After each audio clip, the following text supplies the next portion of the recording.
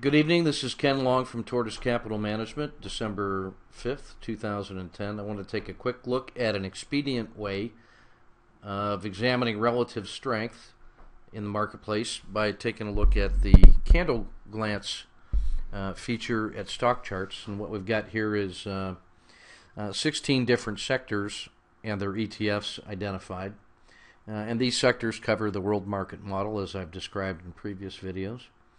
And in the past 3 weeks, there has been a phenomenon in the market of creating a new high in about 123 in SPY, and then anywhere from a 5 to 20% pullback, depending on which index you're looking at, and then a resumption of the bullish move to varying degrees. So this is a quick way of taking a look at which of the sectors either lost the least or gained the most across that period. Starting with SPY, you can see that coming from a high of about 123, came down and tested the 50-day moving average around 118, and then is right back up at 123, and so we're back to the highs of the previous 3 weeks.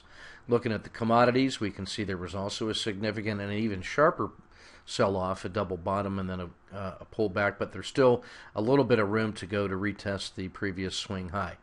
The Dow Jones 30 industrials are almost back up, but you can see they lag a little bit behind SPY.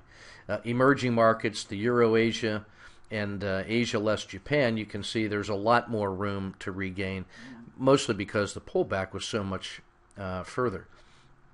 Japan, on the other hand, has already broken out and over the last 3 days has made new highs as indicated by the green. Gold is just about back up to testing its previous swing high. And Latin America, much like the other international indexes, also still has room to go to get back to the swing high. Now, the two strongest candidates, the two strongest indexes in our world market model of the top 10 have been U.S. small caps and U.S. mid caps, and you can see why. In this case, where they both had, over the last 3 days, broken out considerably to a new high, they're much stronger than SPY in comparison, and even in the NASDAQ. Now, the NASDAQ has broken out slightly, or is very close to par, and so technology has been strong, but not nearly as strong as the mid caps and the small caps. Silver is looking better than gold on a relative basis because it has already made a new swing high. The semiconductors may be the strongest sector of all, as you can see here. And compared to the rest of technology, semiconductors, you can see, are leading the way. Once more, look at SPY. And then oil, USO, has made quite a striking move off its pullback just 6 or 7 days ago. When we go over and take a look at individual stocks, along with a few ETFs as well, we can see where the strength in the market is. Alcoa has nudged above its previous swing high.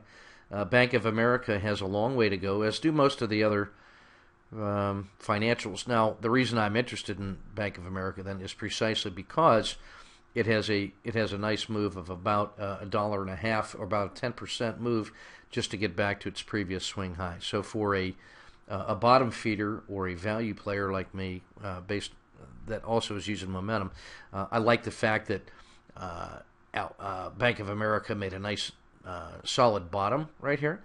A couple days of momentum is back above the 50. Correction, above the 20. The 50 is pulling it up, and then it's still a 10% move back to its swing high. Blended commodities have done pretty well.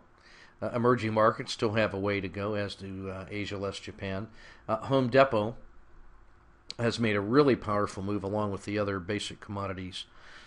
Hewlett Packard, not as good as semiconductors, but I like the support being provided by the 50-day moving average, and we get a series of higher lows. That's a nice little lazy W, and a breakout above 43. Could see it get to 45 pretty quickly, and $2 on a $43 stock is a good 5% move. J.P. Morgan looking relatively better than Bank of America in the financial sector, could get up to retest 42. And again, NASDAQ is looking pretty stable, having fought its way back to its swing high. Verizon has room to go, and the financials as a sector have made a nice move. And so the reason that I'm very interested in J.P. Morgan and Bank of America is that even though financials have been bad, you can see there's been 3 days of trend reversal potential here. A long 2-week slide, good base has been formed, and now 3 days of momentum. So any strength in XLF, I'd be, especially if it is doing better on Monday than SPY, I'm ready to jump on whichever one of these two, J.P. Morgan or Bank of America, is showing strength. I don't have AXP, American Express, on here, but that was even stronger last week than Bank of America or J.P. Morgan, so that would be the third candidate for me inside the financials. So that's a quick look at a strategy for relative strength that it can be done pretty quickly just using the candle glance feature at stock charts. Thanks for your attention and good trading.